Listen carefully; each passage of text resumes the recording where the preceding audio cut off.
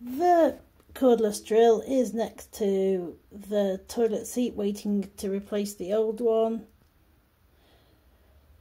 in a way that might be useful but isn't directly connected. This is here because my husband helps me out by... No, he didn't help me out. He did his own contribution. But he does have ME. But and I'm ADHD and autistic and struggle with, particularly with getting on the... I'm probably demand avoidant and struggle with cleaning, especially when it gets bad sometimes. I don't know if it's emotional hang-ups and things as well. But anyway, so his ME is bad, but he needs a lot of rest time, but he can do things in between.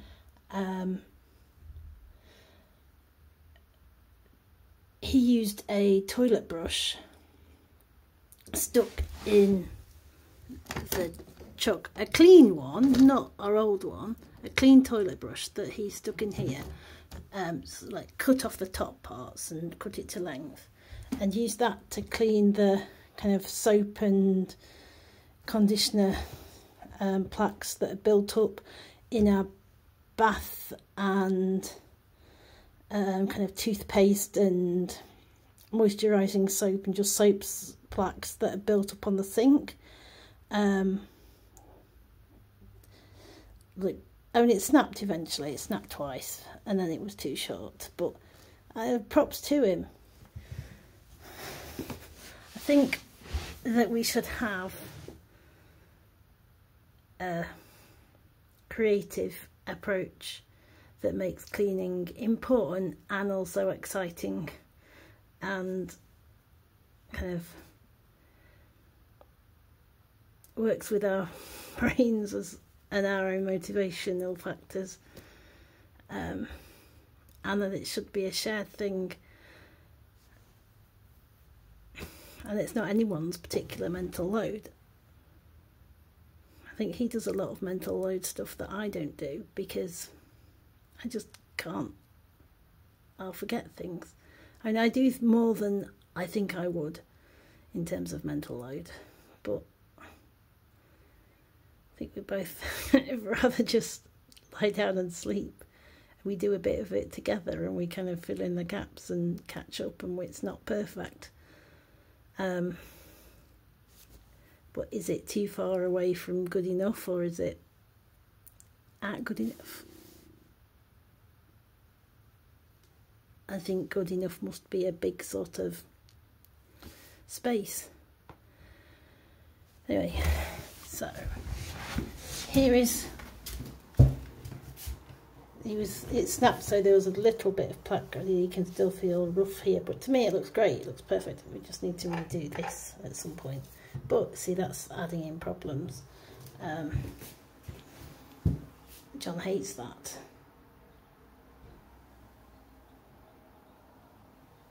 Clean bath. This tap needs replacing though, because it gets dirt. It's got dirt inside it. It needs cleaning or something.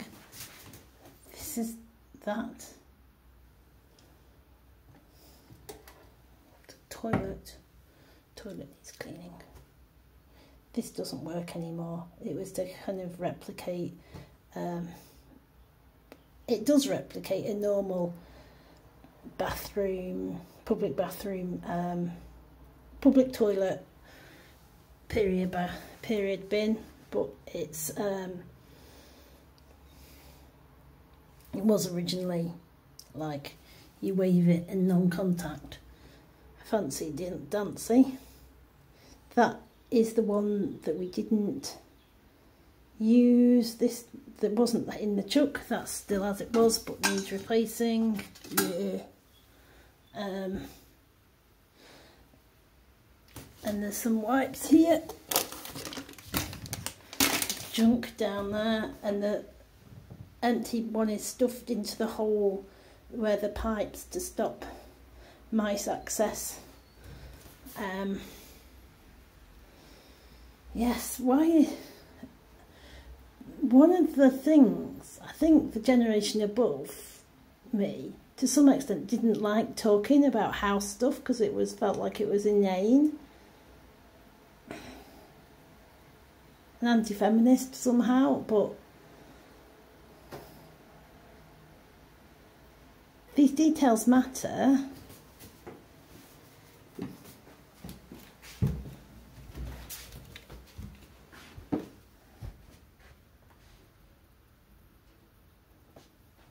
Doesn't matter who... Yes, this carpet is disgusting. It doesn't matter who does the work at the homestead or who takes it to market. Everybody lives there. It doesn't make a...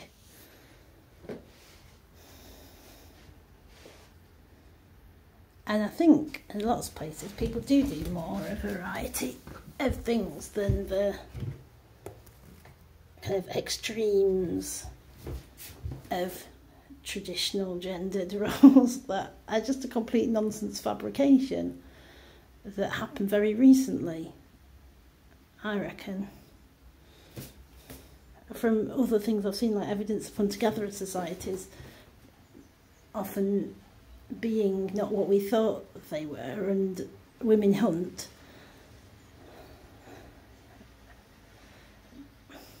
Help your wife to chop your wood, that was a nursery rhyme, wasn't it? And like 60% of the labour, or more than, I think, was done by women in Africa. That doesn't mean that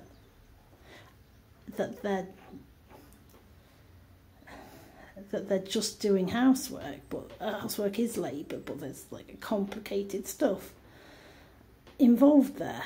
And women used to do the computers, didn't they? Do the maths involved in astrophysics and things, because it was thought repetitive stuff was... That's in very Victorian academic circles, and people were making discoveries who were being ignored and dismissed by the time. And then maybe this is why it hardened down into a much more narrowed realm of idealised things. But working class women always worked, had to. And at home, what got done, who cleaned. If you're a woman who's been popping out children and working at a factory, jobs get done according to need, not gender and who's got the energy.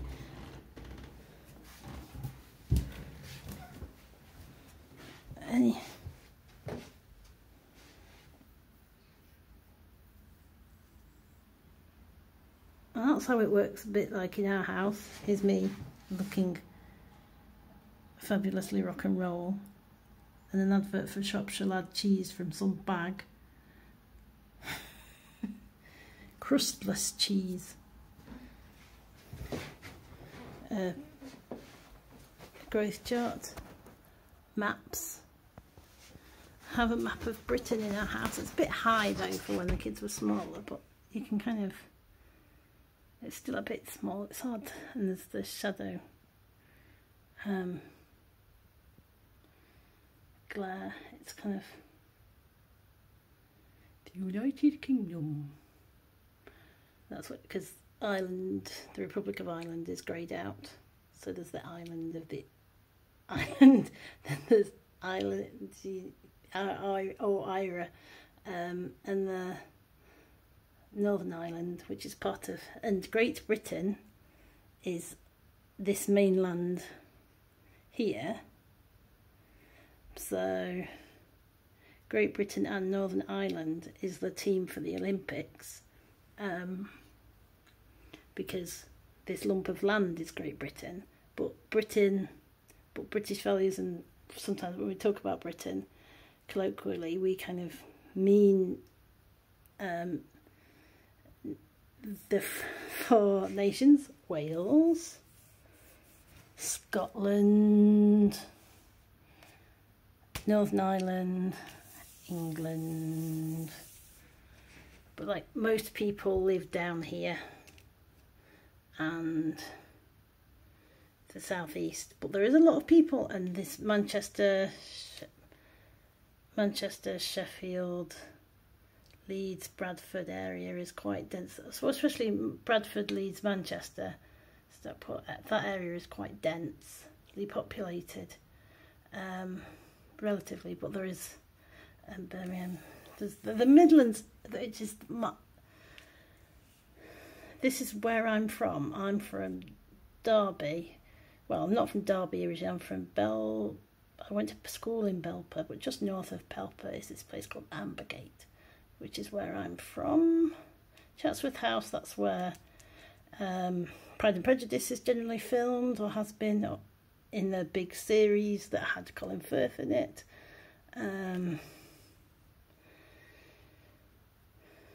Family in Chesterfield, which is just the northern tip of this north eastern tip of Derbyshire, and Derbyshire border goes up kind of around here. I think Macclesfield might still just be, I'm not sure if Macclesfield is just in Derbyshire or not, but it goes up quite high. I think it's these waters a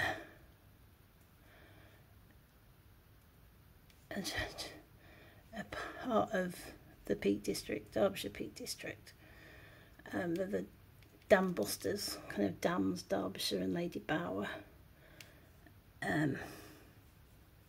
Buxton somewhere there. There used to be a train line that went from Manchester to Matlock down through the Peak, but it was destroyed in the beaching cuts. But it would be very useful right now to get rid of some of the congestion.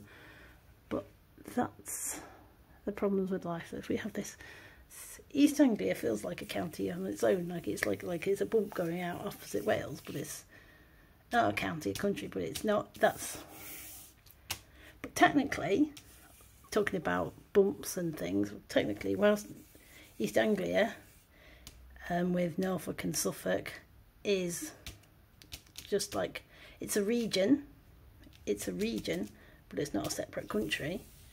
You're going down to in the southwest region, Cornwall, not Devon. So you've got this river is the boundary. Cornwall is its own separate country. It's got minority status, although the language is still confused. Plenty of people call it a county, but technically it's also its own minority country.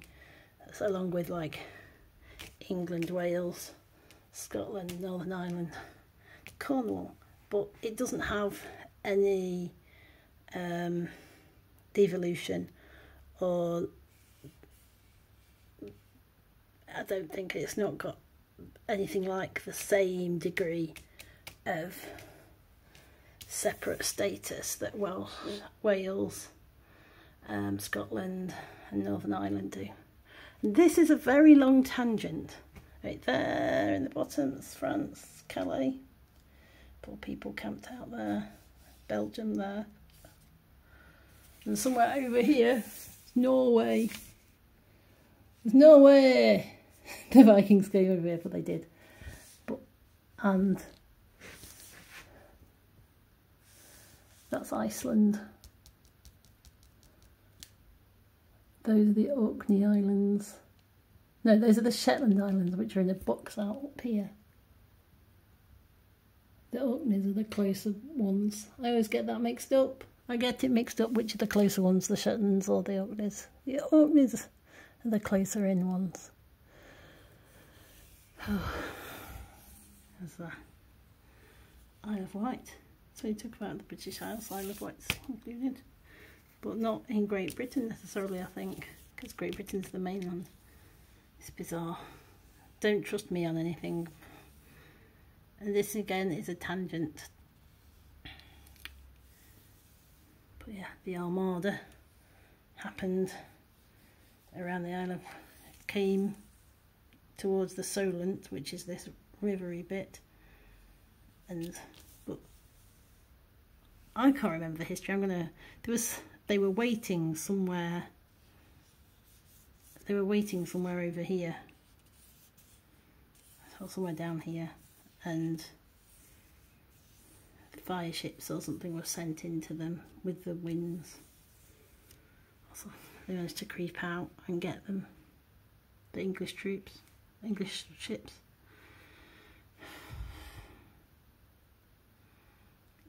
I'm a pacifist. You just random bits of history you get taught. Although whether you're in a Catholic or a Protestant school, it varies slightly.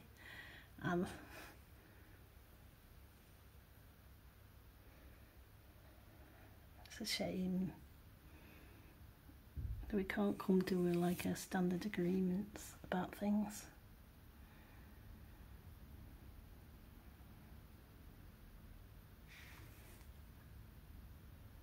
But at the same time, diversity is important, and we need these different takes and perspectives to get a better picture when we're trying to piece it together later. Yeah, it's a map of Europe.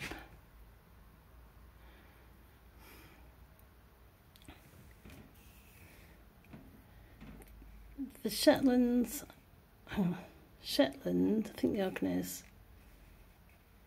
were once Norwegian,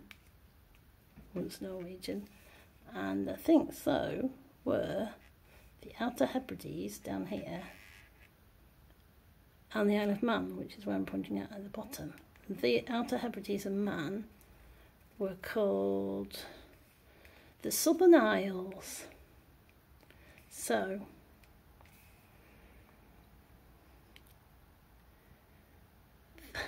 that's, which is Sodor or Sodor as anglicised in the current diocese of Sodor and Man. And that is how we get Thomas the Tank Engine's island of Sodor, which was meant to be somewhere about either between, maybe between Anglesey and Man, or was it above it? I'm not sure where he decided Sodor was, but it was. It was an imaginative take on the Diocese of Sodor, which seeded from Norway.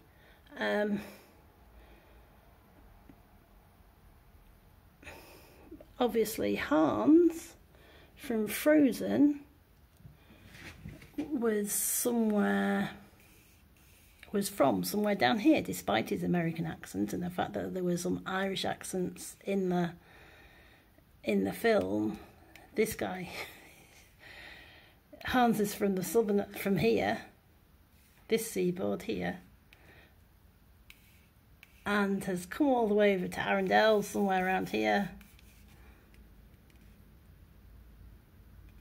or maybe somewhere up here. I don't know.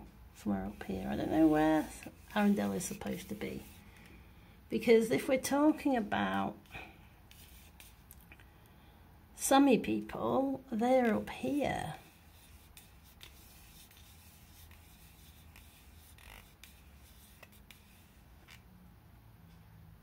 Don't like being called Laps.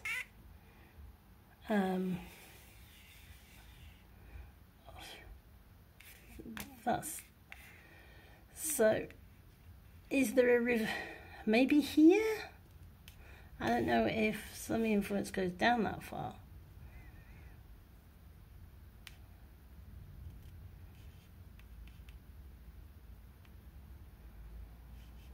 Because this is quite a long fjord that maybe here. I don't know. Because it couldn't be here because you're going south along the fjord there. Somewhere where you're going north along the fjord.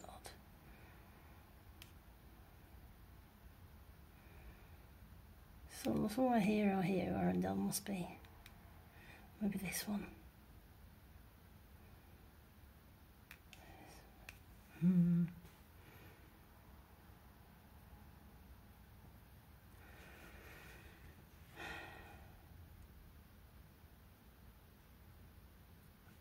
when I say Sami, that was the basis of the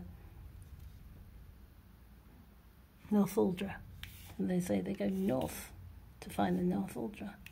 And then Svalbard roughly equates to Atahallen.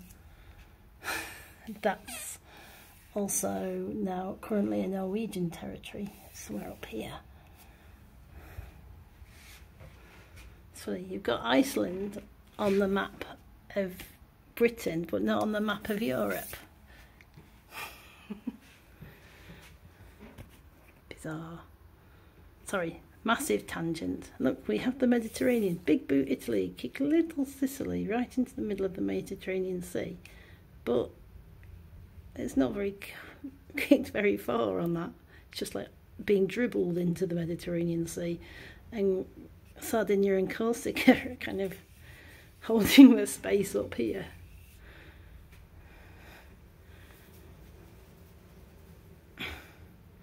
And there's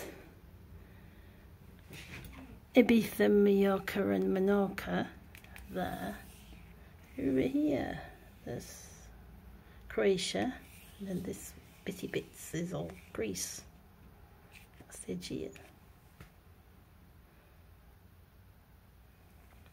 Like the mountains of Italy up here are richer, and Rome's sort of here. Is that Rome? No. Yes, Rome. That yellow dot there. It's halfway down. And then the south, it tends to be poorer historically.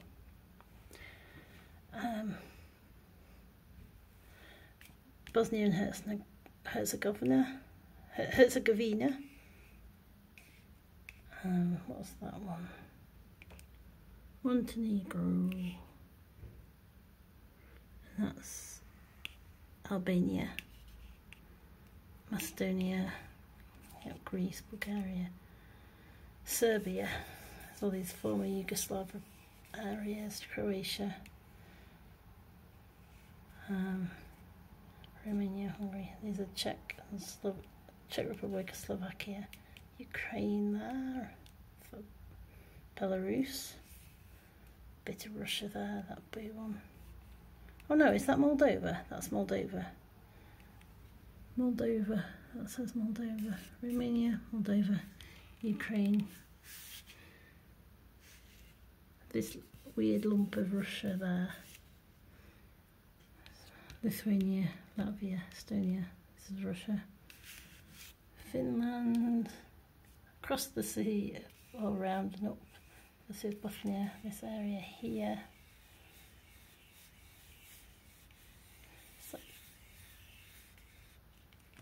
There's so many people from, just as far as I knew, but I might have got that wrong, but that's sort of where we associate Santa being from, but it's probably like dressed him in Sami looking clothes, but the elves are all dressed in Sami looking clothes.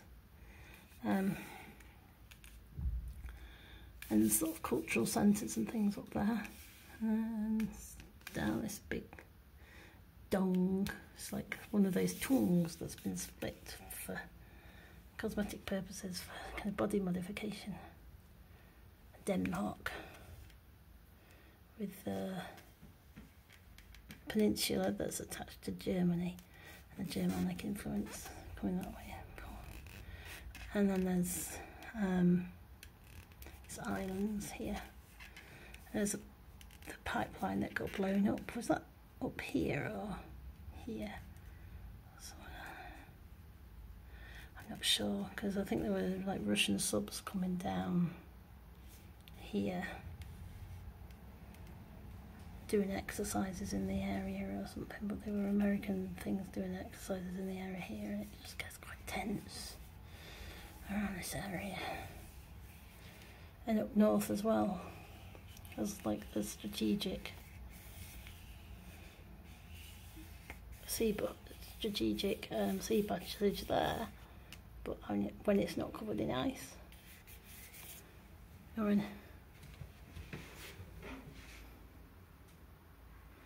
underneath it. Flags, they're pretty, but I'm not a big fan of flags in terms of their nationalistic unification powers. think it's a false flag. What they represent often. That you can just be neighbourly without a flag as an intermediary. You can be human.